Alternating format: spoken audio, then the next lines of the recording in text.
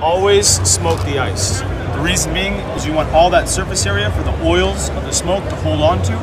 And when you pour your drink over it, it will melt and release those smoky flavors over time. So you get smoke from the beginning of your drink to the end of your drink. If you just smoke the top of your cocktail, you just get a thin layer of oil on there. The first 3 drinks are delicious, but then the smoke flavor is gone. Makes sense. Then, also, smoke your garnish. It's just delicious. Okay. When you load your smoke top, barely any. Look at that. Barely any at all. I actually like mixing up a little cinnamon in there as well. Nice.